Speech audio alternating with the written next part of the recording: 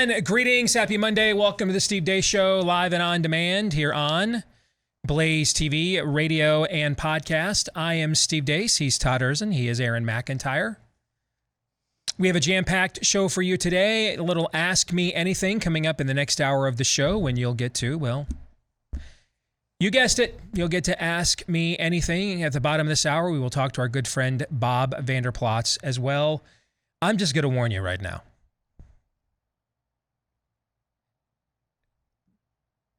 Things are pretty bleak at the moment.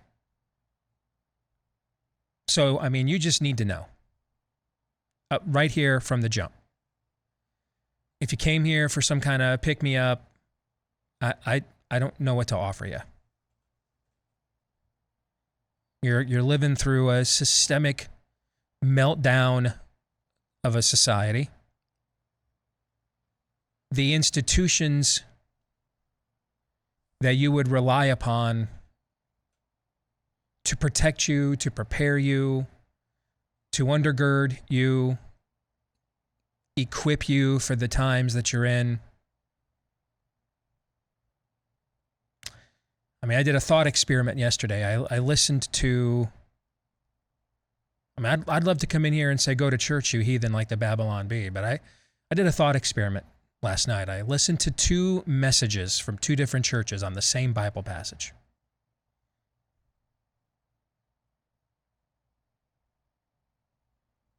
And I mean, the differences between the two were so glaring. I don't know Jack Hibbs. I've never met him. But you guys ask me all the time, do you have any theology podcast or anything that you would recommend? And I always respond, nope, I don't right now. No, I don't. Really, in that space, I'm really not comfortable recommending anybody because I don't know how that'll turn out after they're dead or in 3 weeks. So, nope. I'm going to break my rule. Listen to that one. Even if you don't agree with every single thing he says theologically, at least he knows what time it is and is actively attempting to prep his people for the times in which we live. But I just promise you, it's rare.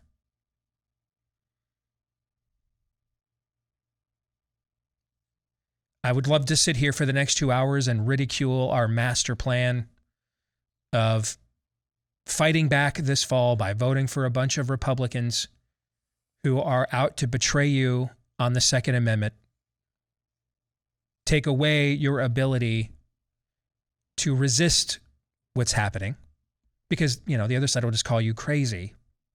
And the reason why they're okay with that is because they hate you and they think you're crazy too. Mitt Romney's every bit of afraid.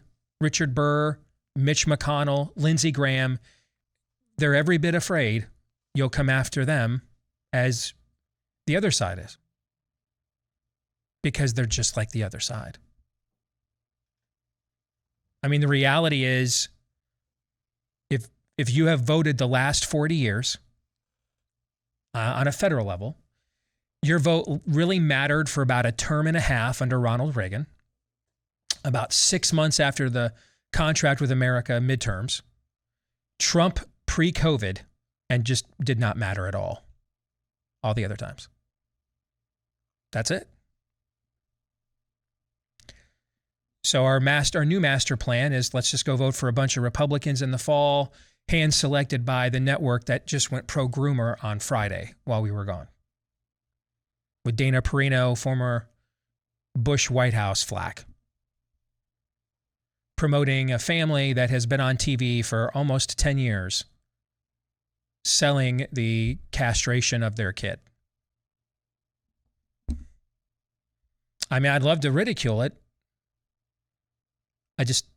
I wouldn't know what else to tell you to do. I don't know. I mean, I don't know. I don't know what else to tell you to do. You're like what's going on with Bitcoin right now. That's not an alternative market at all. You're even seeing Bitcoin distributors shut down your ability to withdraw your money. That's right out of a 1930s era bank run kind of stuff. It's not an alternative economy at all. It's just simply responding to the meltdown in the mainstream economy. which shows you that you don't have to really know the intricacies of economics or the nuances of economic theory. You just have to understand politics and human nature. And what the meltdown of crypto is showing you right now is there will be no anarchist out.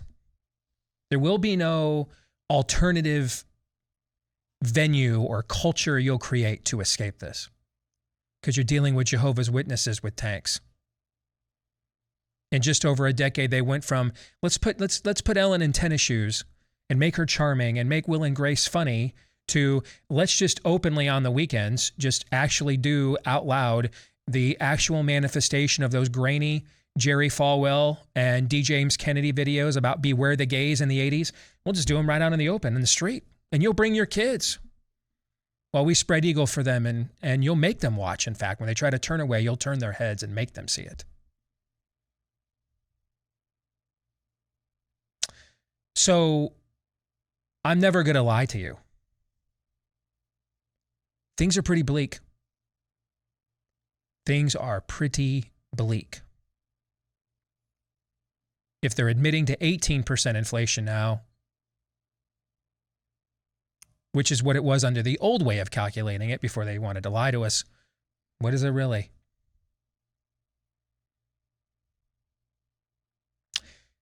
So I wanted to just tell you this up front. Because if you came here and thought, I'll listen to Deace and he'll get me fired up, I'm not going to do a bait and switch. This may not be the show for you here today, frankly. And hey, we all have our tap outs. We all have our, I just got to get away. I totally get it. I have mine. Frankly, if I wasn't being paid to be here, I would not be here today.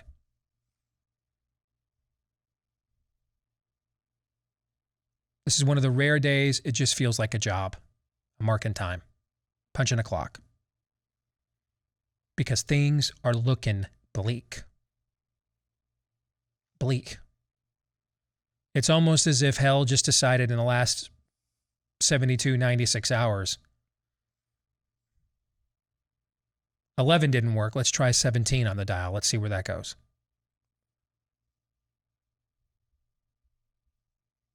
So I wanted you to know right from the top, because I'm always going to tell you the truth, or at least as much truth as I can.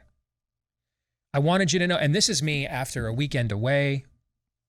I was around a bunch of fired up patriots in Hillsdale, Michigan. Even got a chance to stop on the way home yesterday and make the pilgrimage to the big house. So this is how I see things after I've had some time away and to get recharged. I just think you should know. That's what I really think. I'm not going to lie to you. And if you're like, I just can't do this today, I don't blame you. I just want you to know that right now from the jump, okay?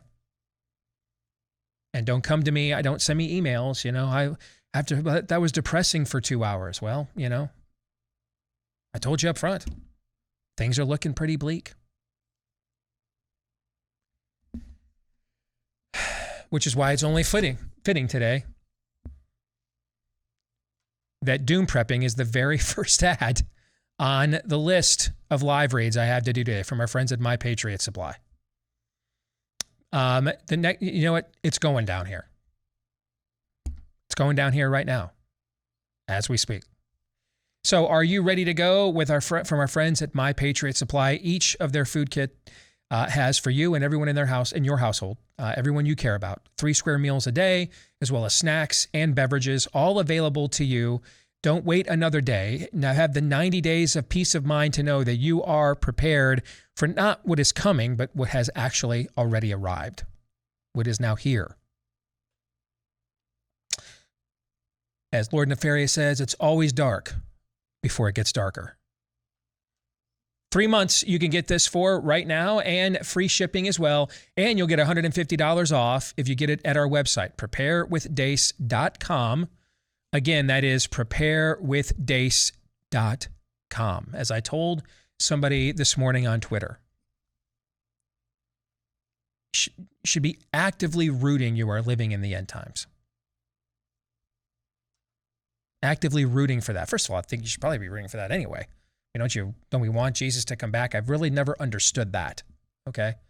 Like, why does the prospect of the events that would unfold for the return of our Lord spook us?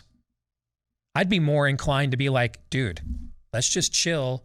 Let this thing go to hell in a handbasket and wait for the trumpet. Like, I would think you'd be more tempted to kind of just pop that puppy into cruise control and say, I'm waiting for salvation. It's nigh. I'll see y'all on the flip side. Actually, I won't. You'll be in hell. I won't. So sucks to be you. That's how I would be tempted to react. Not like, not to go like some combination of Bram Stoker if he wrote an episode of X-Files. I've never understood that. Because at the very least, there's a guaranteed happy ending with that. Because if we're not living in the end of days, then you are watching and living through the end of Western civilization as it has ever been known. And what will come next will be some kind of new dark ages. It'll just be a technocratic variety. Like you won't die because everybody took their waste from a pan and threw it out into the street and brought all the rats to town. That won't be why. I mean, they'll just track every single move and thought and belief and action you take and then determine whether they approve it or not. Now they're going to put the waste in a vaccine and inject it into you. Yeah, that's exactly what they'll do. Yeah, thank you for that. Appreciate it. I'm vibing with you. I mean, I'm not going to lie to you. Things are not well. They're not well. And I'm really not in a mood right now looking at all of this to just kind of joke around and do some dumb, frivolous stuff. Frankly, the things I'm in the mood to do, I probably can't say because it would get our entire channel banished. So here's Aaron's rundown of what happened while we were away. What happened while we were away, brought to you by... We're on the brink of a recession.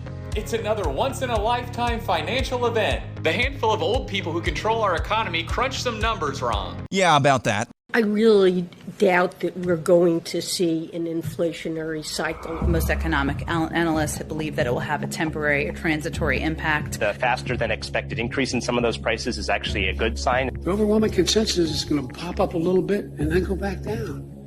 No one's talking about this great, This is something that will settle down. Transitory.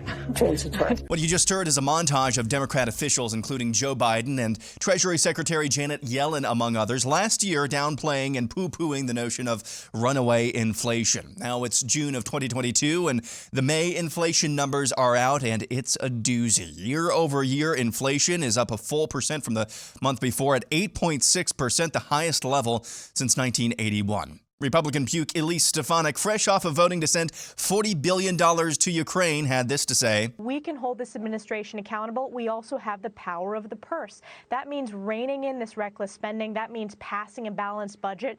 And it also means making sure that we have fiscal and monetary policy that's focused on, again, ramping down this historic inflation. Year over year, the price of fuel oil is up over 100%. Gas is up nearly 50%. Utilities are up 30%. Groceries are up 10%. It's not all bad news in the economy, however, as companies continue to find new ways to innovate. Take food delivery service Postmates, for example, who introduced a new marketing campaign recently, how to avoid defecating on another man's phallus while getting sodomized. What are you eating, Miss Pride? Well, if you're a top, it seems like you can eat whatever you want. But if you're a bottom, you're expected to starve? Not this pride. Introducing the bottom-friendly menu from Postmates. We teamed up with Dr. Evan Goldstein from Bespoke Surgical to bring you a menu of bottom-friendly foods backed by science. There's no right or wrong way to bottom, but if you're planning on getting peachy this pride, the bottom-friendly menu on Postmates has the kinds of foods that could keep you feeling good. Fox News, yes, Fox News went full groomer on Friday. Rylan Whittington, whose journey of transitioning at age 5 has been seen by 7 million people in a family YouTube video. Brian Yannis has the story about that family that hopes their experience can help others. Watch here. If you saw me walking down the street, you wouldn't think anything different. 14-year-old Rylan Whittington is a typical Southern California teenager. And the Whittingtons, along with mom Hillary, dad Jeff, and sister Brinley, are a typical family. The only difference, though, In Ryland's eyes is what this family can mean to the tens of thousands of kids under 18 who identify as transgender.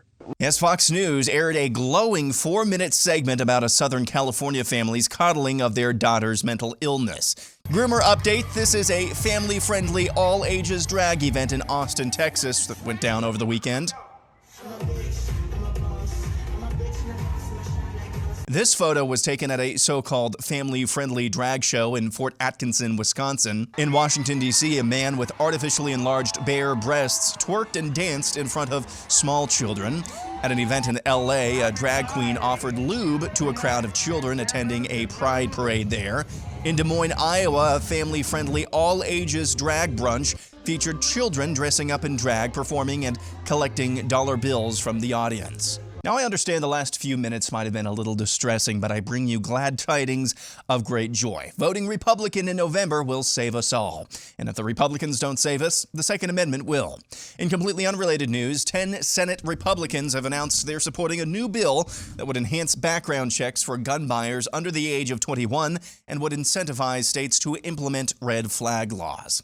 And finally, Romans 1. The wrath of God is being revealed from heaven against all the godlessness and wickedness of the people who suppress the truth by their wickedness, since what may be known about God is plain to them because God has made it plain to them. For since the creation of the world, God's invisible qualities, his eternal power and divine nature, have been clearly seen, being understood from what has been made, so that people are without excuse. For although they knew God, they neither glorified him as God nor gave thanks to him, but their thinking became futile and their foolish hearts were darkened. Although they claimed to be wise, they became fools and exchanged the glory of the immortal God for images made to look like mortal human beings and birds and animals and reptiles. Therefore, God gave them over to the sinful desires of their hearts and sexual impurity for the degrading of their bodies with one another.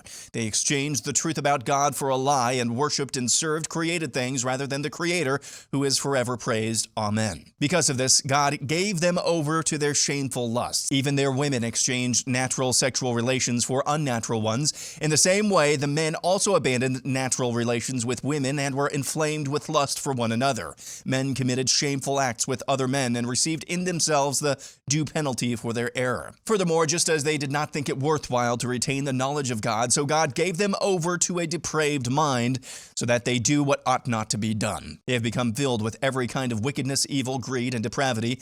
They're full of envy, murder, strife, deceit, and malice. They are gossips, slanderers, God-haters, insolent, arrogant, and boastful. They invent ways of doing evil. They disobey their parents. They have no understanding, no fidelity, no love, no mercy. Although they know God's righteous decree that those who do such things deserve death, they not only continue to do these very things, but also approve of those who practice them. Happy Monday. And that's what happened while we were away. Aaron's montage brought to you by Tiger Coolers, where right about now you probably want to stick your head and shutter the lid air tight. As do I. So I don't know that they can be used for that, or that that's actually a recommended use, even if they can be.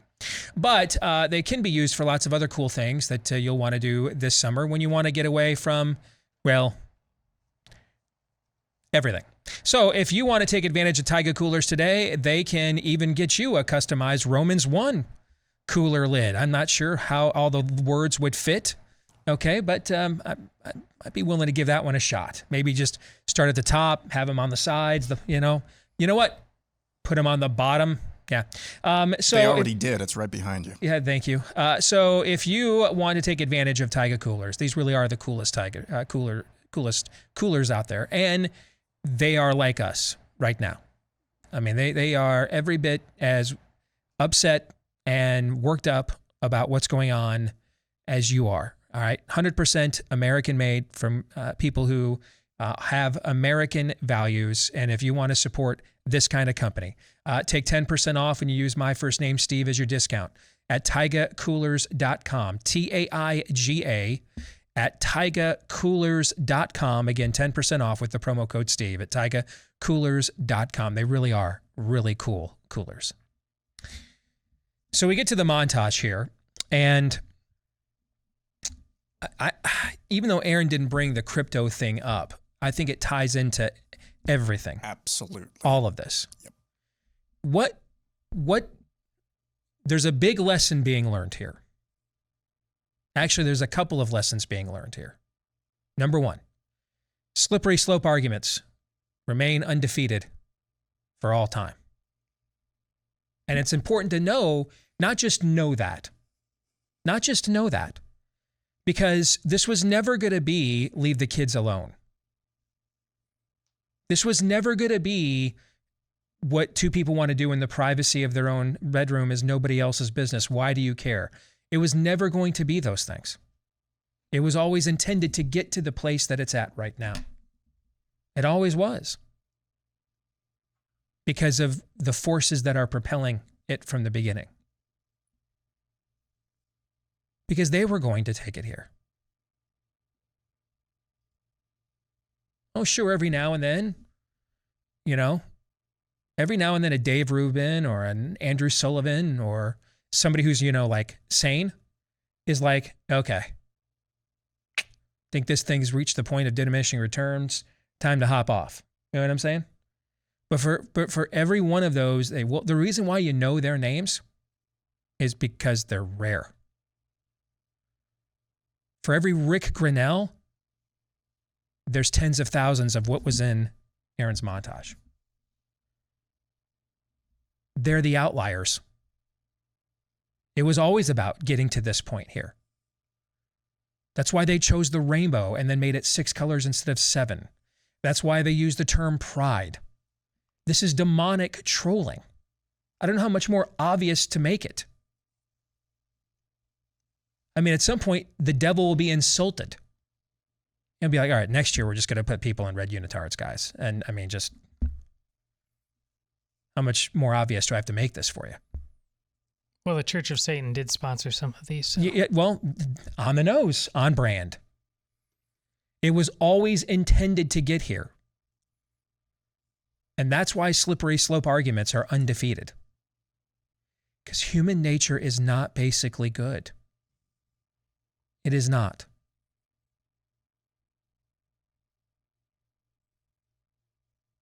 And when it feels as if it is unrestrained and lacks accountability, why does capitalism work? Why does providing a competitive incentive work? Because human nature is not basically good. And if you just give people stuff for free, they get lazy and won't produce. If you give them an incentive, however, to produce at their maximum potential, they will strive to reach that. And likely won't without that incentive, because human nature's not basically good. Not basically good. And so it was always going to go here. And that's why you're hearing some of the same arguments now on the tranny stuff. Well, why do you care? What does it matter? How does it impact your family? Same arguments. Just going to re-rack the same stuff because they've been re-racking this stuff since Genesis 3, guys. There's nothing new under the sun. This has been going on for about 6,000 years of recorded human history. There's nothing new under the sun. Just new people under the sun who haven't heard it yet. We're not smarter than any other generation. We're not more clever than any other generation. Slippery slope arguments are undefeated for all time because we have wanted to slippery slope for all time. We're not good. We deserve hell. We want it, in fact. But while we were his enemies, Christ died for us. Short of a recognition for that, or of that, short of a recognition of that.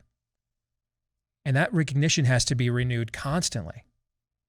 The man who wrote those words, St. Paul himself, speaking of himself, said, I have to die daily to remember this. I daily need to renew my remembrance of that, or I'll fall back into those patterns. But we're way past daily remembrances, man. We've got Sports Illustrated running cover stories now that Christian prayer before a football game is basically Hitler. We're way past that now. Can we get a remembrance? How much for one remembrance? Forget daily remembrances? Can we get one? Can I get a remembrance over here, over there, somewhere? Can I get one? No? Well, then here we go. Short of a recognition of the grace of Jesus Christ and the sovereignty of his lordship, every civilization is just determining how long its entry in the encyclopedia will be. Will they get a short run in the history books, or will they have like whole annals of history books? But in the end, they're all whistling past the graveyard short of that. The reason we shot to such a meteoric rise as a people faster than any power in all of human history is because we were founded in a remembrance of that. And the reason you are now watching us implode about as fast as any superpower in all of human history is because we've completely forgotten it.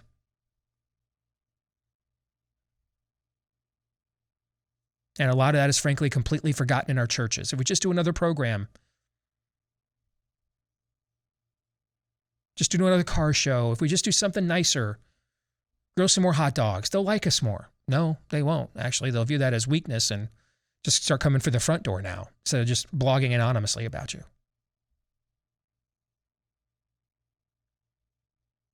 The other lesson that is being taught to us right now is there is no way out. There will be no clever ways out. If we started a third political party, which I would love, it would just get corrupted because we are corrupt. Because we violated that first thing I talked about, anything new that we would try or touch we would taint instantly. You're seeing that with crypto right now. An entire economic model, currency system. This should be its moment. This should be the moment that this thing just takes off. Instead, it's collapsing in response to all of the command economy influences it was created to get around. Because even in economics, there's laws of economics too. We're not a nation of laws or a world or a species of laws, and we never have been. We are a nation or a species or a world of political will, and we always will be. The best thing that you could say is going on in the crypto world right now is there's a sifting of the true believers from the just speculators. And what you're finding out is that we have a lot more speculators than true believers. That's the best case scenario. Worst case scenario is this thing's going to collapse. Because for all the flowery language, very few people actually believed in its original intent. Does that sound familiar at all? A little bit. Does that bleed over into any other ways of life that you can think of? Churches, the Constitution, the family, anything else? There's nowhere we can run from our own nature. There's nowhere to hide. We will not anarcho our way out of this. All attempts to anarcho will do is just create Bolsheviks versus Mensheviks. We'll just French Revolution this. And when we're done toppling the aristocracy, bring in the guillotines for the age of reason. That's not the American Revolution. The American Revolution was no king but Jesus. Our rights come from God and not man. Resistance to tyrants is obedience to God. Any non-theistic or Christological attempt to come to a solution to this, I promise you, will only make it worse. Will only make it worse.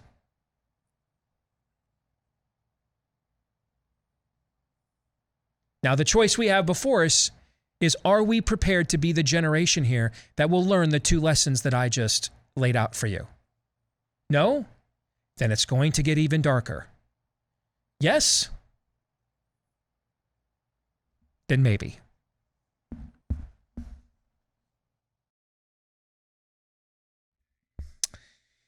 So much of corporate America is openly against what we are for, which is why when the opportunity presents itself for us to do business with people who don't hate us, and unfortunately in America today, that opportunity doesn't present itself very often. Thankfully it does, though, with one product we kind of all need to use these days. That's a mobile phone. And that's where our friends over at Patriot Mobile come in. Our family made the switch last fall after putting it off, frankly, for several years because we just thought it would be a pain in the backside. But they did a great job with their actual understandable English-speaking customer service team. It's really, truly amazeballs how much better a customer service team is when you can understand the words that is coming out of their mouths. And they have those there. At Patriot Mobile, you get pretty much all the same coverage you get from everybody else because they all pretty much use the exact same towers. You just won't be handing money over for T-Mobile to tell you later on, hey, we don't like that anti-vax text that you sent, so we won't let you send it. You don't do business with people like that anymore. If you can avoid it. And right now you can at Patriot Mobile make the switch if you're a veteran or first responder. They have bigger savings for you as a way of saying thank you. So just let them know when you go to patriotmobile.com/Steve. That's patriotmobile.com/Steve. For everybody else, they've got specials going on all the time. And right now you can get a free activation when you go to patriotmobile.com/Steve as well. Or you can call them at a simple number. When you go to 972-PATRIOT, that's 972-PATRIOT. So on Friday, while I was away heading up to speak in Hillsdale, Michigan over the weekend to a hearty group of patriots, and I got to tell you, that is your quintessential red-blooded, patriotic American small to mid-sized town. Salt of the earth people. And it's the kind of place, too, that, they're about an hour and a half from Detroit, about an hour and a half from Grand Rapids, meaning that they're kind of off on their own, If there was any place in a place like Michigan that you could live that kind of insulates yourself from Gretchen Whitmerization, that would be the place. And even there, the anger level was palpable. Even there. And I thought to myself, if the people in a place like this are this lit right now, this angry, where they control all the city councils and school board seats and can do whatever they want, they can make that place literally as red as they want in the next 10 minutes. I mean, hell, the only elite private conservative university, other than the religious ones like Liberty, is right there in their community, up the road. And so if there was a place ever where they could self-sort and say, we're just going to wall ourselves off. We're going to do, when they're in charge, what San Francisco does when we're in charge and just keep San Franciscoing. We're going to do our own thing. If there was ever a place you could do that, it's there. And even there, people are having like Sons of Liberty, literal Sons of Liberty kind of conversations. That's where I heard everywhere I went. And so if that's going on in Hillsdale, Michigan, what's going on in the places where you can't just wall yourself off like that? And the local university isn't the feeder system for the entire conservative movement, including employees here at the Blaze. All right? What goes on everywhere else? Especially when the deal currently being offered to you is never-ending inflation, never-ending fuel prices. You will eat bugs and enjoy it. You will own nothing and be blissful. And then we will castrate your sons and chest bind your daughters. And you will stand in the gulags and smile without any teeth saying, the red wave is coming. And this is now advertising in America. What are you eating this Pride? Well, if you're a top, it seems like you can eat whatever you want. But if you're a bottom, you're expected to starve? Not this Pride. Introducing the bottom-friendly menu from Postmates. We teamed up with Dr. Evan Goldstein from Bespoke Surgical to bring you a menu of bottom-friendly foods backed by science. Insoluble fiber won't help you feel cute, so avoid things like whole grains, wheat bran, cauliflower, potatoes, legumes. Hold up, are you just fully diving into those beans? The problem with these foods is they don't dissolve in water, which could cause a traffic jam in your digestive system, making a mess of your evening. Speaking of messy, it's a good idea to avoid dairy. I cannot handle lactose right now. Look at her. If you're going to eat something insoluble, give your body about 24 hours to process all of it. Eat me. Soluble fibers and protein are the key to having some good, clean fun. These all digest easily and slowly while feeding your good gut bacteria, which makes sushi a great bottom-friendly option. There's no right or wrong way to bottom, but if you're planning on getting peachy this Pride. The bottom-friendly menu on Postmates has the kinds of foods that could keep you feeling good. Are you organic? Mm-hmm. So on Friday, we did a what if show while I was gone. And you were the main attraction, Bob Vanderplat's here from The Family Leader. And we went back in history and talked about what would have happened in 2010 had you gotten elected governor here and fulfilled a campaign pledge that you made at the time to refuse to enforce an unconstitutional edict from the U.S. Supreme Court, or I'm sorry, from the state Supreme Court, in order to try to reinvent the definition of marriage to accommodate whatever in the literal bowels of hell that's being promoted right there from Postmates. By the way, Postmates, guys, Postmates. And all of the slippery slope arguments that we had way back then have all been proven true. We've gone, it took barely 2 decades, less than 2 decades to go from isn't Ellen charming and isn't Will and Grace funny to let's actually be the live manifestation of those grainy religious right videos that Jerry Falwell Sr. and Pat Robertson put out in the 80s about beware the gays. They're actually just doing that stuff now. And you'll bring your kids, just like they promised in After the Ball, you will bring your children to bow at the idol too as it cavorts. This is all going on. We now have venerable American businesses like Postmates promoting a message. If you guys don't know what that means, I'll translate it for you.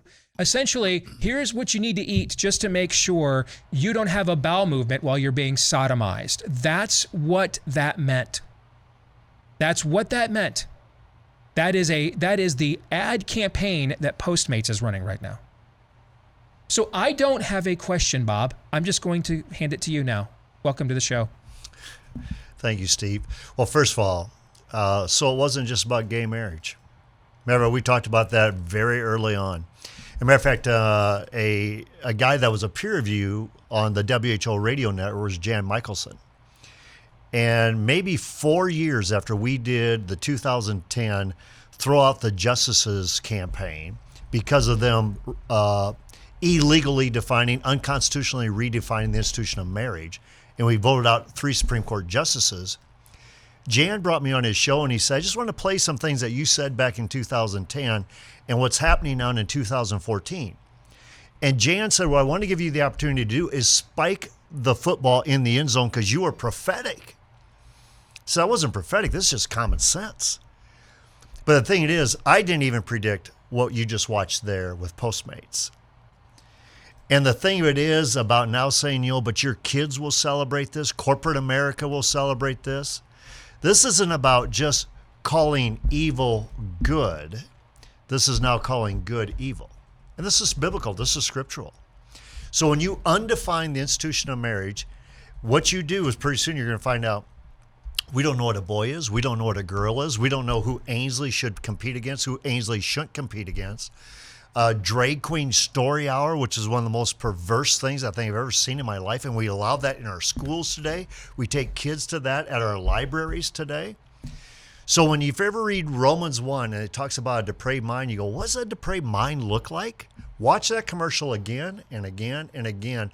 Or go to the gay pride parade that we just had in Des Moines, or take a look at the pictures of the gay pride parade, or go to a drag queen story hour and ask yourself, what does a depraved mind look like? We have completely unraveled as a culture in our moral fiber, the things that hold us together. This isn't just faith. This is common sense, moral virtue. And we are choosing to unravel it, and we're cheering it on. And that's where we as a culture should say, like Isaiah did, woe is me. We live amongst a people with unclean lips. Can I be really honest with you? I want you to be really honest. This is what I am afraid of. And I think over the years you've known me, there's been very few times I've ever expressed genuine fear to you, probably. Mm-hmm. I'm about to. This is what I'm afraid of. We have a duopoly as a system.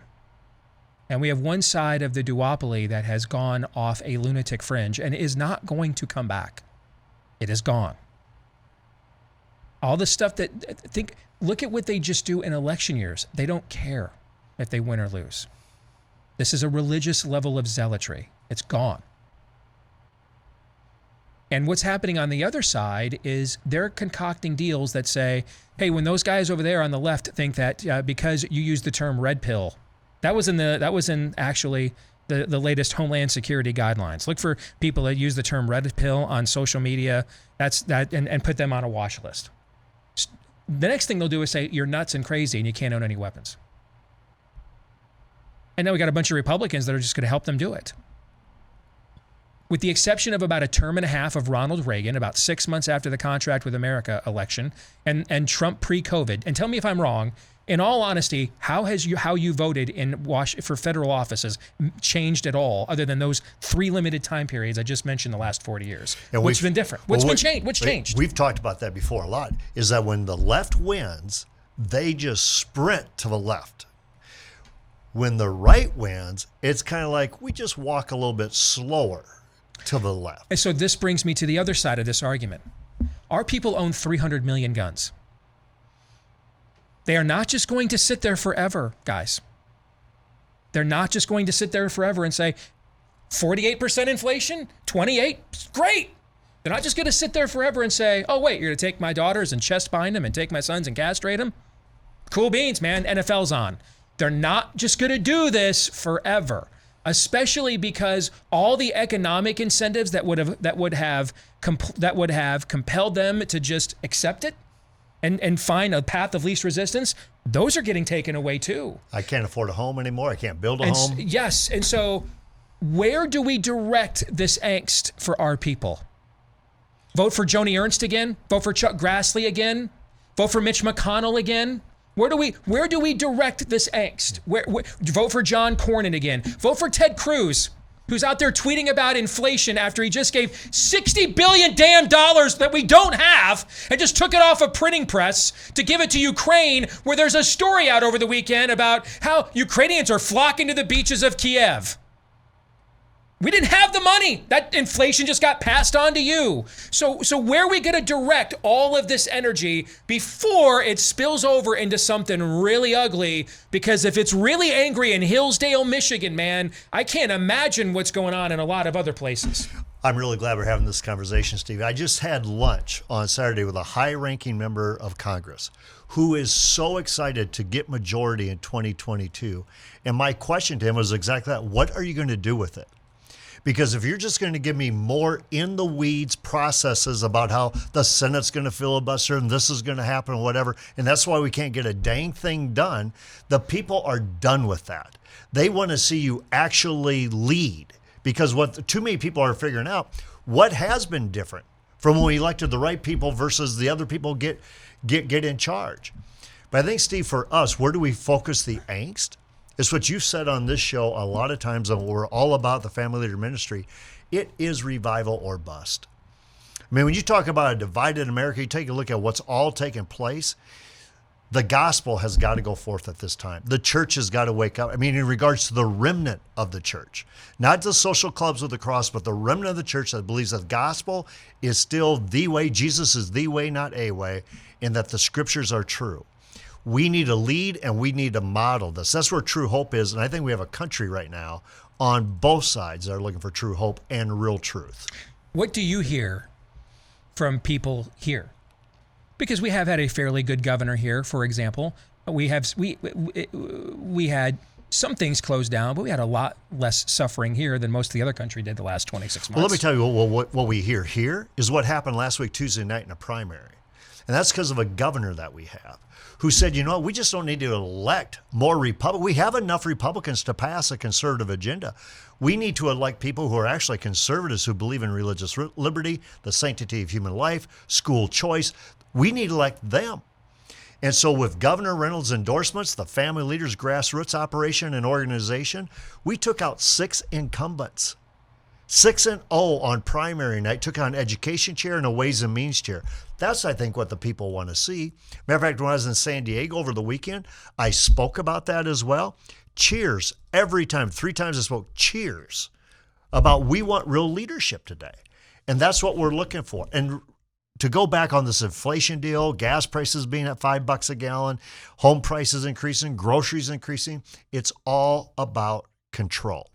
We will force you to do these things. That's exactly right. And that's when you're saying these people just aren't going to keep taking They're not this. just going to keep taking it in forever, especially when all the things that they used to get bribed with aren't as affordable and accessible as they used to be, and they can't even turn on an NBA playoff game without getting lectured to. So they're not just going to keep taking it indefinitely. So we've got to figure out how, and I got about a minute here, we got to take all this energy and channel it into something other than make Mitch McConnell majority leader for no reason, apparently. Well, one of the best things to take a look at is models. So you got DeSantis doing what DeSantis is doing in Florida, taking on Disney, which is not politically expedient. You got Governor Reynolds involving herself in Republican primaries to get the right people elected versus just more R's elected. Courage begets courage. And we, the people, should demand that we elect people that are going to be bold and courageous and not milquetoast and play both ends to the center so I can be reelected. It's not about your reelection. It's about saving a country at this point. How many do you think really understand that? Well, I think there's a lot more of American people who understand it today than ever. As far as elected officials, I think there's more today in Iowa that understand that than did a week ago. And that's what's got to happen. That message has got to get sent again and again and again. You understand? I want to avoid this calamity from occurring. Oh, I totally agree. I just don't think it's indefinitely unavoidable. And I also know that you believe the sincere hope is in revival, but you want to make sure this calamity doesn't happen. Amen. All right, good stuff, man. Appreciate you. We'll come back, and it's Ask Me Anything time when we return.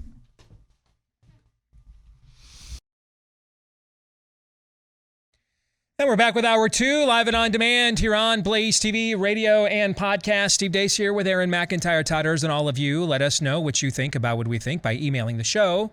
Steve@stevedeace.com. That's DEACE. Like us on Facebook, MeWe, Parler, and Gab. You can follow me on Twitter and Getter at Steve Deace Show. Look for me as well on Truth Social at Real Steve Deace. And you can get clips of the show free of any censorship and free to watch when you go to rumble.com/Steve Deace Show. That's DEACE. That's how you spell the last name.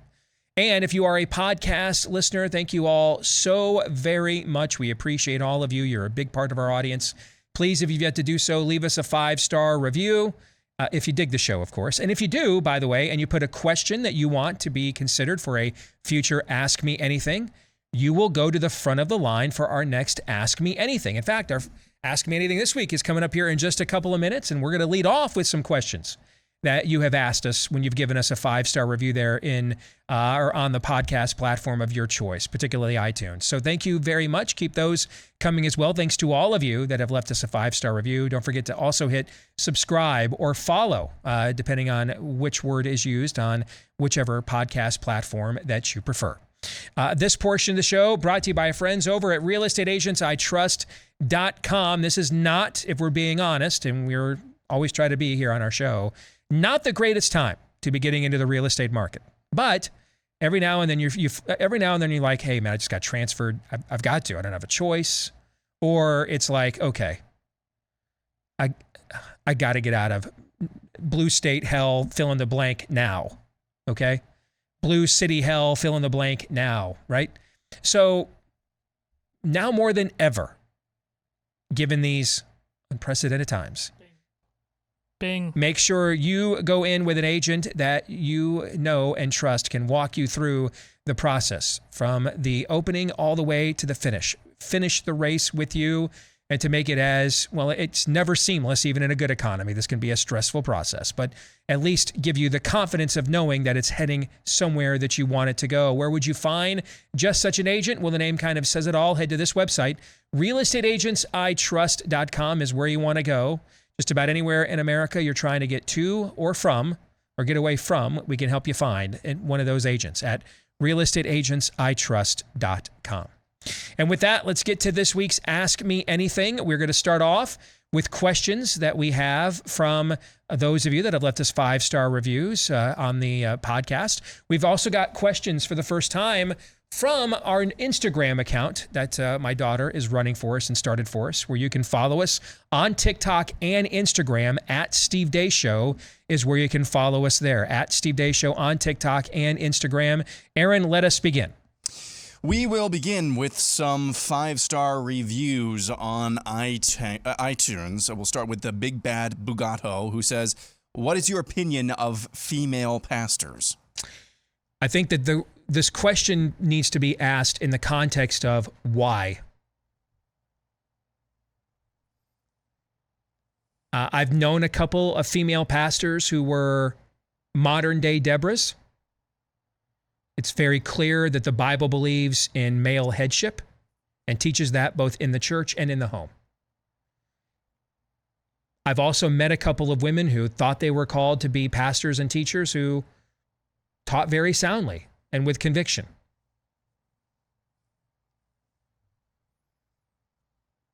The vast majority of time, there is a woman in the pulpit. The vast majority of time. In fact, I wouldn't even say that's underselling it. I'm going to say over 90% of the time, there is a woman in the pulpit. It's not because they found a Deborah.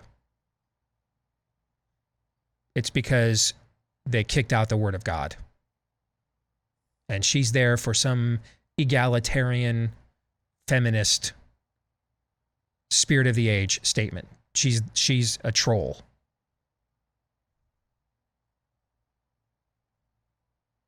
You know, what to do when the men won't lead? I don't know the answer to that. And I know you guys will have a very theologically precise answer, better, and defending male leadership as an absolute.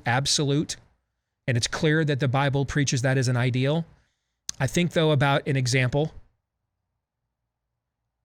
of the person who used to sit in your chair, Jen. So she was my former assistant who decided to retire and become more of a full-time mom. She was a graduate of Bob Jones University. Kind of one of the evangelical schools in America in South Carolina. And her senior year at school, no men ran for student body president, for student class president. No boys did. So she threw her hat in the ring. She gets called into the administrative offices. Hey, you know, we believe and teach male headship here right out of the Bible. And Jen's like, I totally believe in male headship. Here's my question, though. When the men won't do anything, so no men ran. No males ran. So does that mean our class doesn't have student government representation then? We don't have a student class president? What do you do when no men run?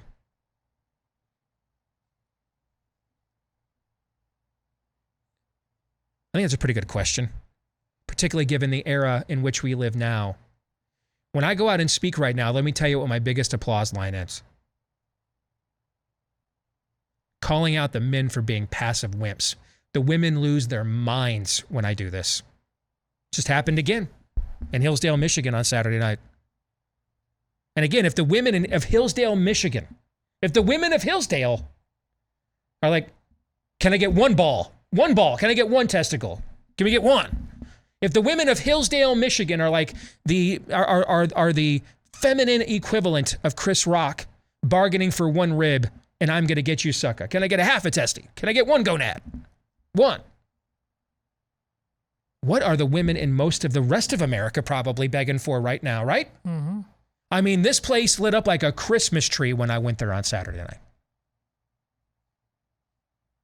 So I used to complain that the traditional arc, the calendar arc of an evangelical church in America is the Mother's Day message was always about how we're not doing enough for our moms. And the Father's Day message was always about how the dads aren't doing enough. Fair? Sure. That's pretty much the arc of every evangelical subculture in America. This year, I'm in. Because the dads aren't doing enough. In fact, I'm okay if they do that next Sunday after Father's Day, and the Sunday after that, and the Sunday after that, and just keep on going, actually. Just make that every Sunday. Get off your ass. And the title of this sermon again this Sunday is, Get Off Your Ass! Next week, you're still on your ass. Get up. And we're just going to keep that message going until you get off your ass. That's what we're going to do. So, biblically, it is clear that the Bible absolutely calls for and affirms male headship in the pulpit.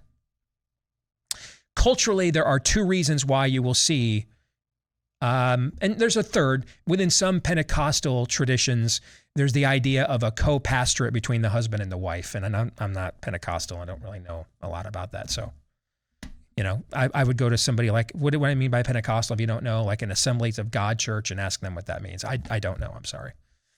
But that aside, there are two reasons why that you see women pastors, and they're both bad.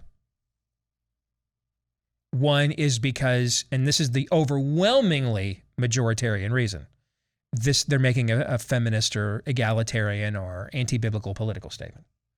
The other is because Deborah looked around and realized, like my former colleague Jen, the men weren't going to do their job. So, you know, it's funny about, we always cite Deborah too as a positive example of a female leader. It cracks me up about that. It's like when we used to compare Trump to Nebuchadnezzar. I'm like, have you guys actually read a Bible? I mean, seriously, just straight up. Like, if you ever, do you even Bible, bro? Okay. Well, you know, Nebuchadnezzar freed Daniel after he told him what he wanted to hear. Oh, and then he went back. Well, Nebuchadnezzar sent this great note about how your God is the God of gods. Then he totally betrayed that and became so craven, God turned him into a wild animal.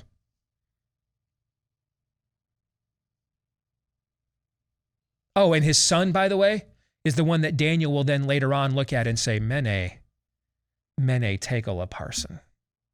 You have been weighed, measured, and found wanting. You'll be dead tonight. Nebuchadnezzar, not a good dude. When we throw the Deborah example around, what's Deborah the most famous for saying in the Bible? For looking at Ehud, I think it's who it was. And saying, when he says, I won't do what God calls me to do unless you come with me. And she looks at him and says, what a tremendously progressive complementarian statement. No, that's actually not what she says.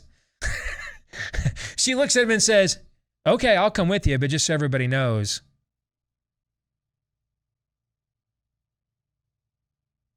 your name's going to kind of be associated with being, well, ballless and ashamed that you needed a woman to do your job. That doesn't sound very progressive or complementarian, does it? No, it does not. So that's the best answer I can give. Next up, this is from Rush 19 Tower, who says, I'm willing to die to keep my Second Amendment rights. Should I fight if I'm being taken for my Christian beliefs? Luke 21 seems to say I must testify, not take the violent way. What do you think? I think you have to actually go back and ask yourself this question in response to yours. What you're really pondering, and this is something that John MacArthur used to teach for many years. I don't think he still does, but he taught for many years that the American Revolution was a sinful act. It was in violation of Romans 13. I would actually take it into a far more granular level than the American Revolution. Are cops sinful? Is it sinful to have a military? Why? You see what I'm saying? Mm-hmm. Why don't we just apply this comprehensively? If that's the proper, if that is the proper application, then Justin Trudeau is correct when he said over the weekend, no, in Canada, you don't have a right to use a gun to defend yourself. If someone's going to shoot you, you are expected under Canadian law to just sit there and die. If this is the proper application, if what you're wrestling with, Rush 19 Tower, is the proper exegetical application of this, then any cop who has ever taken out a perp is a murderer and in violation of God's law. Any soldier who has ever taken out an enemy is a murderer and in violation of God's law.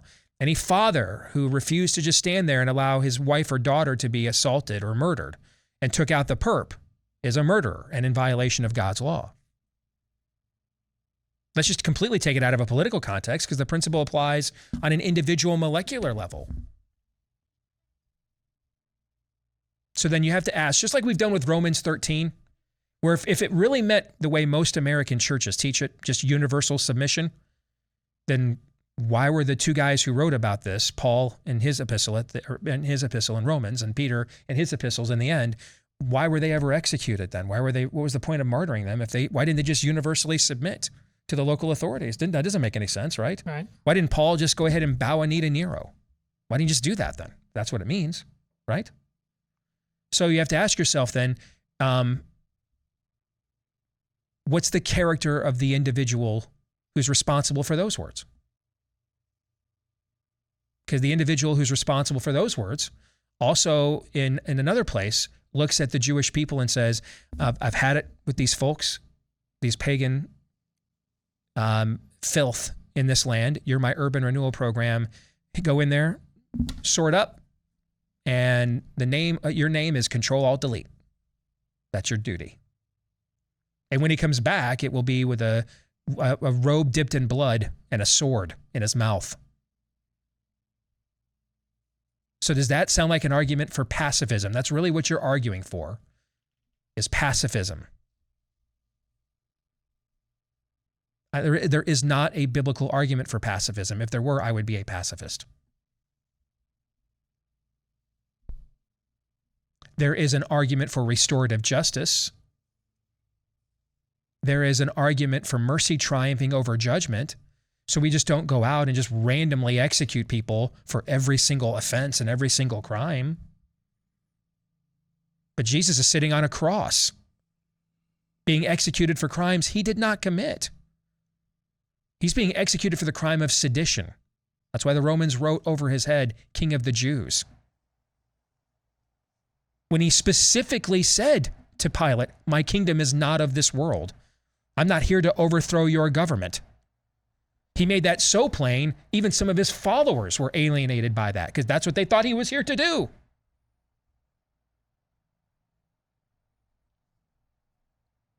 And on the left and the right of him are two men who are guilty of their crimes.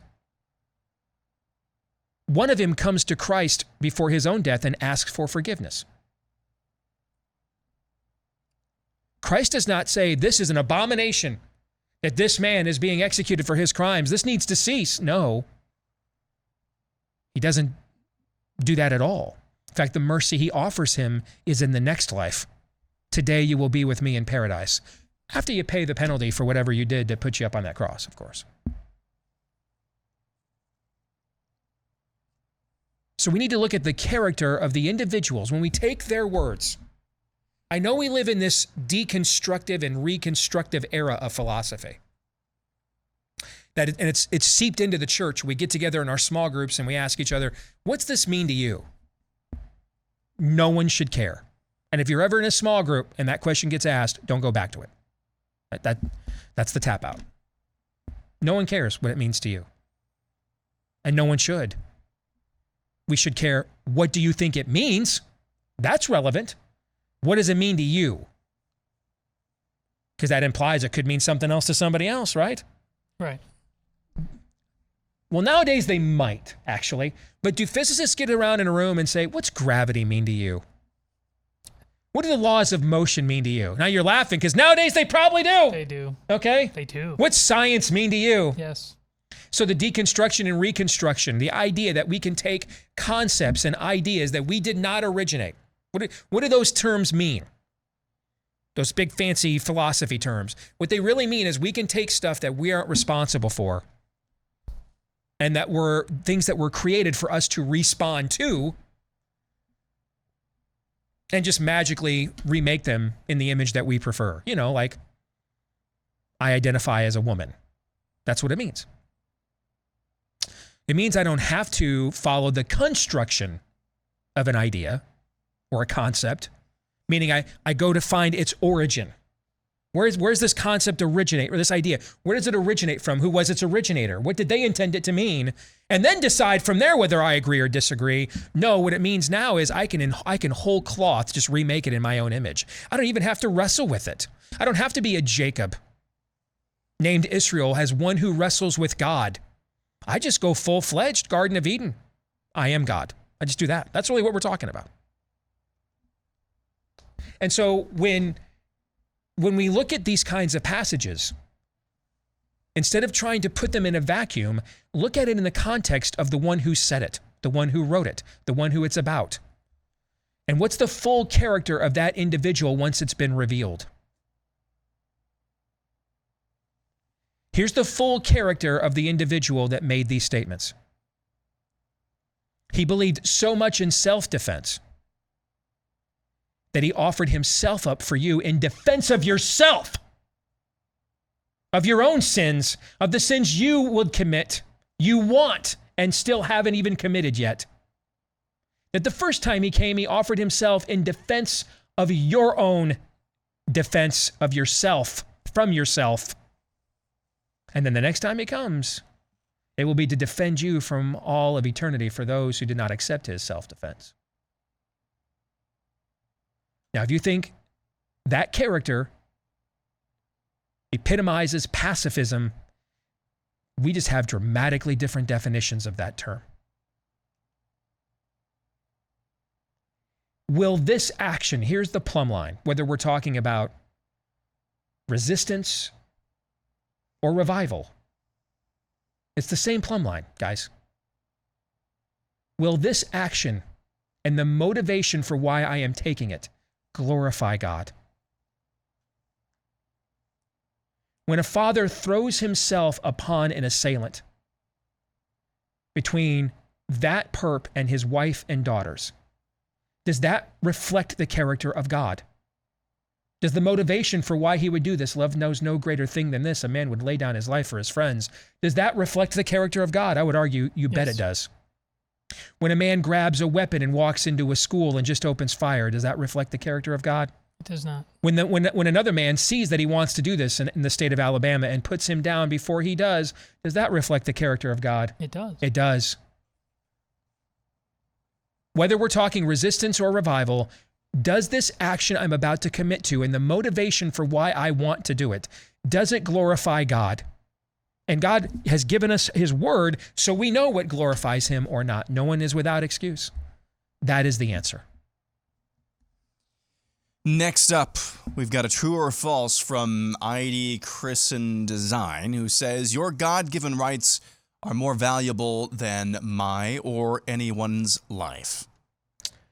I'm not entirely sure what this means. Can you guys clarify Rights are more important than my own life. God-given rights are more important than one's own life. True or false? You meaning upholding them, defending them? Yep. This feels like, to me, it felt like an earnest chicken or egg thing. What is the a priori principle? What are the first things? Meaning, is it worth me risking my life to defend someone else's God-given rights or God-given rights in general? Is that what we're asking? I think so. Well, of course it is. That's why we have, that is Romans 13, that the government is an avenging angel. Who are those avengers? People, cops, soldiers, judges, is an avenging angel against evildoers. So of course that's true. That's where our traditions originally came from, for the purposes of law enforcement, a military. It is to that end. So of course it is. I feel like maybe there's a part of this question that we're missing because it just seems rather vapid. Well, but I think it's not vapid. You just got done speaking about this. I think a lot of people think basically it's not really worth fighting for. You know, let's not rock the boat. You know, we have our health. I think they actually have not life as ordered from God, but just whatever they view the good life, the comfort, that there's no so-called right that is worth making such a big deal for, as long as we're all just kind of getting along. I got you. In a sense, that's true, because ultimately it's a matter of will and not a matter of some form of an absolute. We're subjective creatures because we're sinful. We were made to be objective creatures. We were made in the image of God. We were given dominion over God's creation. We were made to be objective. But after the fall, we are entirely subjective creatures. All of us bring our own biases. And so that means we all then have a different grief to profit ratio on when is the moment, when am I in the red that now I'll start contemplating doing things and before when I was in the black, I wouldn't have done. That's what we're talking about, right? That's why this always operates on a sliding scale. This is why I'm so anxious to get people involved in the process aggressively but peaceably. Because here's the other thing we tend to do as a species. When we hit that, when we finally wake up at the level of evil in our midst, we then want to just skip past trying to be George Washington and go right to being Rambo. We want to skip past trying statesmanship, although Washington was a general at first too, but you get where I'm going with this. We want to skip past working within you saw this in the civil rights movement. There were plenty of other people that were attracted to a more confrontational, like Malcolm X, or even a more violent message like the Black Panthers. So that's typically how we roll. We want to skip over being statesmen and go right to being vigilantes. We don't have to do that here. We don't. I'm not saying it'll never come to that. I've read a history book, and you live in a country founded by the most successful insurrection in all of human history. So I'm not saying it will never come to that. I'm just saying that we should try a few steps before just assuming that it must. That's what I'm saying. And I don't think we've sufficiently tried those steps. My fear is we'll just sit home and just vote for the candidates that Fox News will do when it's not promoting groomers and Jenner. Find out that they don't represent us and then just go right to, okay, lock and load then, I guess. That's a nihilistic end. I would like to avoid it. But we're heading there. We are absolutely heading there, and we're being poked and prodded to get there by who's really orchestrating all of this from behind the scenes. Because he loves him some nihilism. It's a delicacy in his kingdom. This portion of the show brought to you by our friends over at Omega XL. You've got 360 joints from your neck down to your feet that are key in maintaining activity and flexibility, particularly as we get older. But as we get older, they also become, unfortunately, hubs for these pesky little things called inflammation. And that's usually the cause for that achiness and stiffness and soreness that lingers in your back, your knee, your neck, your hips that just won't let go. That's why you're looking for an all-natural anti-inflammatory to do something about it. And I have one that I would personally recommend because I use it daily. It's called Omega XL, backed by over almost 3 decades of clinical research and my almost 3 years of daily usage. If you want to give this stuff a try, you can buy one, get one free right now when you go to omegaxl.com/Steve. That's omegaxl.com/Steve. Or you can give them a call at 800-844-4888. That's 800-844-4888. One more quick one on a lighter note before the break. This is from Aaron Reale. Are you aware of what's going on in the golf world with many pro golfers fleeing the PGA for that Saudi-backed 54 LIV tour? How big of a deal is this? I am aware of it. I have to tell you, with everything else going on right now, I don't have the energy to have a really strong opinion about it.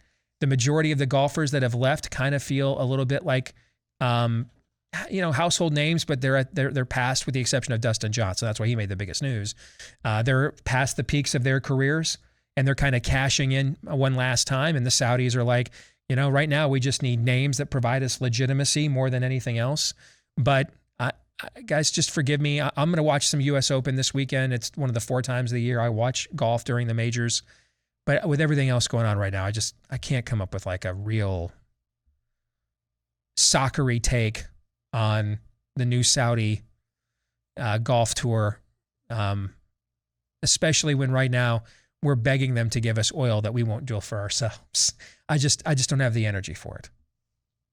One thing I'm curious about with that, I've got a lot of instincts that actually go in both directions, but I don't know any inside baseball. Are there legitimate PGA grievances? And I don't follow it enough. Grievances about the institutional workings of the PGA. I would need to know some details about that before I had a strong opinion. That I'm being taken advantage of because, I can make $300,000 if it's the right event for finishing 35th place. The suffering is real, bro. I know where you're getting at, but is there a cushier existence in the world if you're good at something than being a PGA Tour pro? Seriously. Is there a cushier existence on planet Earth? Which is why I want to know if there's real grievances, because if there's not, then this is just a bunch of spoiled rich brats doing spoiled rich brat things. There actually is one more cushy existence, that's having Biden as a last name. Especially if you're trying to sling some crack. Yep. You bet. Makes it easier. We'll come back. More. I'm sorry. I don't care. We'll come back with more Ask Me Anything here in a moment.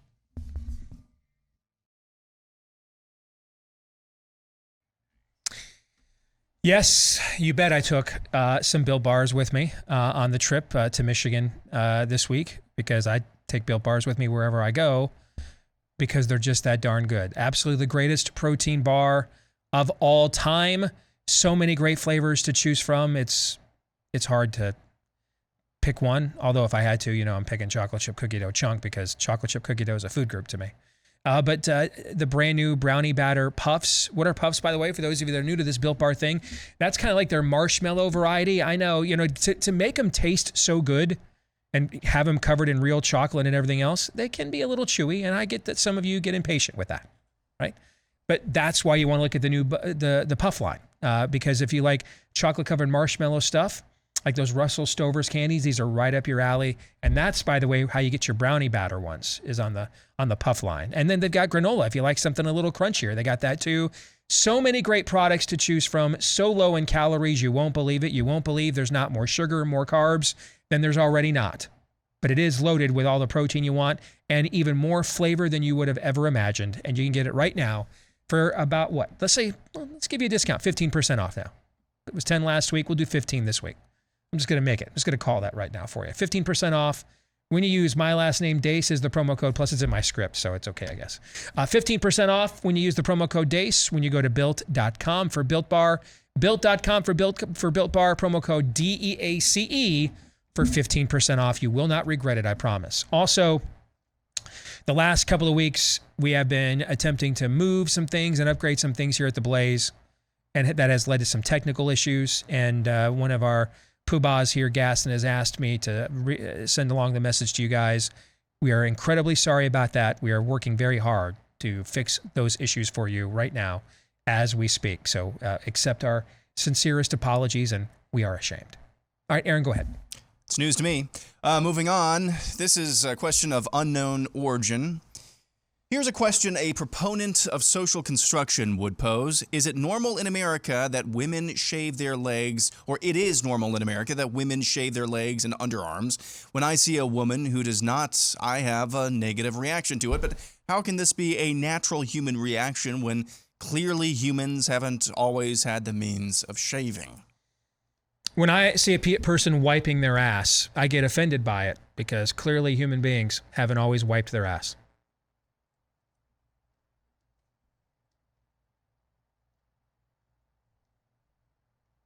That's what I got. That's my answer. Bob Grits Jr. says, love the show. However, whenever one of you swears, I cringe a little every time. How do you justify it as Christians? Perfect timing. Yeah, Perfect. Sometimes, Bob, I don't know what the hell else to say. Moving on, Iowa AKS says, what do you think of the adultification of youth sports? Do we mean by parents living vicariously through their kids? What do you think that means? Because you tell me. I read it more to mean the professionalization. Oh, the professionalization is how you meant it. You know, most kids, I mean, heck, even you, I spent way more time on the sandlot than I did playing a adult organized game. Okay, I mean, I gotcha. played Little League and all that stuff, and now there's specialization now, where the kids don't play all the sports as much anymore. They just play one and try to get really good at it, right? Well, kids hardly ever play Sandlot, just find your buddies, get together and play anymore. It's always all organized by adults, and beyond a Little League level, it's stratified to be traveling teams and all of that stuff. You know, where you see it in my neighborhood is like basketball, for example. So we haven't seen kids play Sandlot baseball. That's been going on for decades. Yeah. Probably you and I, our generation was the last generation that did it, right? But now even, you know, I look in our own neighborhood, maybe a half mile away, so an easy walk, is a really nice park that our city has had there since we moved into this neighborhood 15 years ago. And they just upgraded and they just renovated the whole thing. I mean, put in a brand new paved basketball, full court and everything else. When you go by there, you will rarely see kids playing there. Almost all the times that there are active games going on there, it's adults our age or maybe a little younger. Why? You know, I suspect, I mean, video games will be a part of it, but, you know, we had video games too. You know, when we got done playing Sandlot baseball and we had to cool down, we just went in the house and played Atari 2600 for a while. But we didn't like spend the whole day doing that, you know. But I think part of it is, well, I don't want my kid out there turning an ankle or blowing his Achilles or blowing his knee when he's got, you know, AAU ball this summer and everybody's going to get a scholarship and everybody's going to be a star and everybody's going to make the pros. And is that kind of what we're alluding to here? Yeah, I think there's a lot to that to me is a form of idolatry. And it's a fine line between if your kid shows an unnatural, or should I say maybe a supernatural level of ability. I think you do have a responsibility as a parent to try to help them hone that. My son Noah has flashed, I think, frankly, supernatural ability with the word, with the written word. He can almost write on he can almost write at a level I was writing at like 10 years ago, and he's 15. So I'm getting on him constantly about, hey, hone that level of gift. Get really good at it. Because it actually won't be your giftedness, your level of giftedness that will determine whether you can be successful with it, but the work ethic you apply to that giftedness. So there's a parenting angle here when you have someone that has shown an ability and a giftedness that can be life-changing for them and their future. Nothing wrong with that. I'm sure you did some of that with Ainsley, for example. The difference was, did you expect and put that exact same level of organization and expectation on the kids who don't? I'm just playing because I think it's fun. I'm just playing because I like competing. Everybody's a superstar. Everybody has a future. No, they don't. Most of you actually don't. The vast majority of you actually don't have a future. So, at least not doing this is what I mean. You know, that's why with our kids, they always knew. When dad told them they were good at something, they were really good. Because you know what I would tell them if they asked me if they were good at something and they weren't? I never snowflaked them, not one time. No, you're really not any good at that. I love you, but I'd stop doing that because you're not really good at it. Do the stuff you're good at. Get better at the stuff you're good at. Don't keep doing the stuff you're not. And then come to me and ask me to lie to you because you know that I won't. And that's why to this day, when I tell them they did really good or they're really good at something, I built that credibility with them. Yeah, they didn't like it when they were younger, but now that they're older, they're like, wow, they beam now because they're like, the old man's telling me I'm good at it, then there must be some merit to this, right? So if that's what we're talking about, then yeah, you're describing a form of idolatry, really. Moving on to a few Instagram questions. What would your perfect day look like? I don't know that I should answer this today. Okay. Perfect day would be not today. It's bleak today, man. You know, I posted a meme over the weekend that a few months ago I would not have posted, but now I'm like, this is mild compared to where I'm at right now. And I think the meme was that not all men just want sex. And it's a picture of a guy walk hand in hand, with his hand, holding his girl's hand. And then at the bottom it says, sometimes I just want to take long walks discussing how excited they would be to drop communists out of helicopters. Right now, that is my perfect day. That's the mood I am in right now, you know? But to me, a perfect day would be setting my personal grievances here aside, would be seeing the people I love and care about accomplishing something, fulfilling something that they have hoped for or worked hard for, and getting to realize that reward or that significance or that moment. That would kind of be the perfect day for me. Next up, what are your 3 favorite things about living in Iowa and 3 worst things about living in the state? The people. Good or bad? Mostly good. Thank you for clarifying that. Mostly good. You know, it is frustrating, but at times when you're wired like me, but the whole Iowa nice or Minnesota nice, the Midwestern nice thing, there is a lot to that, actually. I love the fact that we have a lot of the accoutrements of the big cities without somewhere in the state and even if you have to go out of state, you know, Chicago's a few hours away, Minneapolis is a few hours away another way, St. Louis a few hours away another way, Kansas City a few hours away another way. Within one day, you could do all these various things if you really wanted to, you know? And so the idea of getting access to that level of modernity without a lot of the associated problems that those places I just mentioned have, I love that as well. And this will seem trivial to a lot of people, but if you know me, you know it's not. I love the central time zones, like perfect for sports.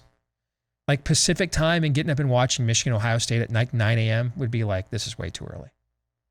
But like 11 a.m. is perfect. And then like all the games you pretty much want to watch are over by like 9 o'clock. So you can still have a night out with your wife if you want to. You know what I'm saying? I love the central time zone. And then along those lines, having 2 universities that are in 2 different major sports conferences. And so we get to, you know, cover, you typically only see that in a lot larger states, right? And we get to do that. We get access to both of those. So if you're a big sports fan like me, that's a big thing about it. What I don't like about living here would be the city and county government apparatuses in about 6 counties. Because the other 92 or 93 are pretty much okay. But there's about 6 of them here looking at you. Polk, Johnson, Story, Lynn, you know, like basically the college towns, and then Des Moines, that are hell-bent on trying to absolutely ruin it for the rest of us. What else? Winter, which I realize is not just an Iowa problem, but it's the problem of winter in which I am forced to confront every year. And as I get older, my tolerance for it is just rapidly eroding. And I mean rapidly. And then the third thing is not more direct flights in and out of Des Moines to where I want to go. With what I have to do with my job now and the travel associated with it and speaking and stuff, not having more direct flights. All right. Moving on. That's a pretty weak list of dislikes, except for number 1, which shows you overall it's a good place. It's a good place to live and raise a family. Speaking of that, let me throw in, because it's a good segue to viciously loyal. Since I was born here, we moved around a lot, and I've tried to get away from here at times, and then I always just end up back here in Iowa, because in the end, it's still a pretty cool place to live and raise a family. So in a way, I've kind of been viciously loyal to my birth state, except for its sports teams. And that's one of the reasons why you want to check out Viciously Loyal Clothing. It's designed by a long line of servicemen and women who also are viciously loyal to the things that they believe in. Faith, family, freedom. And they also believe in maximum comfort with durable construction and serious style in all of the shirts, tank tops, I should say, and hats that they design. All of it looks really great. I can't promise you'll look like that dude in that picture, though. Okay, but At the very least, you'll look better than you do right now. All right, get 20% off your Viciously Loyal gear when you go to viciouslyloyal.com right now and enter the code Steve at checkout. My first name, Steve. When you go to viciouslyloyal.com and get 20% off at viciouslyloyal.com, discount code Steve. All right, we'll take a few more here. Does Steve have more hope for young conservatives, millennials, and Gen Z than for Fox News watching boomers? Yes, and I don't think it's because you're better or smarter than your elders. So don't adopt that level of arrogance, because that'll guarantee that you won't be. Okay, it's because so many of the institutions that your grandparents and parents blindly inherited and relied on have so openly betrayed you in the open that you will have a situational advantage. You will not be more ethical or smarter. You'll be just as sinful and in need of Jesus as them, okay? But you'll have a situational advantage in that you are going in realizing Calvary ain't coming. You're going in realizing our list, as Todd likes to quote from The Lord of the Rings all the time, our list of allies grows thin, Aragorn. You go in acknowledging that. You go in realizing this is a system of a down. That Antonio Gramsci's long march to the institutions has been completed. And that should give you a situational advantage to realize the answer is us. Get busy living or get That's busy right. dying. Do not sit here and coast and wait for somebody on a network that outside of a show and a half. And I'm talking, the weekend shows are great. There's a reason, though, they put Mark Levin and Bongino on the weekends. Could you imagine how it would change things if those guys were on? If it was Tucker, Levin, and Bongino every night. Good night, sweetheart. Okay? That's why they don't do it, guys. That's why Kennedy's on instead. That's why they don't do it. Okay? So you aren't going in with any of this nostalgic loyalty. So you should go in with a more cutthroat, independent mindset than what your parents and grandparents had. All right, last one.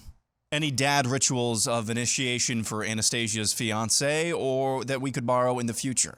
I am contemplating that. You know,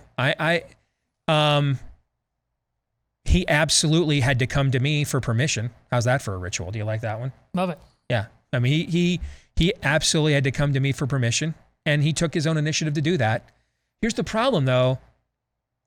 The guy went to Iraq twice. You know, I mean, I'm like, what am I going to do to that guy that hasn't already been done? Yeah. It seems kind of quaint. You know what I'm saying? You know, I mean, I'm going to be like, this week he's at National Guard drill for the week.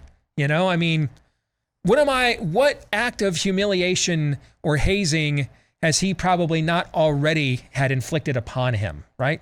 On top of the fact that he was in Iraq twice, you know, so I'm not really sure what I would come up with, you know. So how about we came up with honor? You come and ask me for permission. So you agree or disagree with that? No, I think you got a good one. Because, I mean, what else could I have done to that guy? Agreed. You know?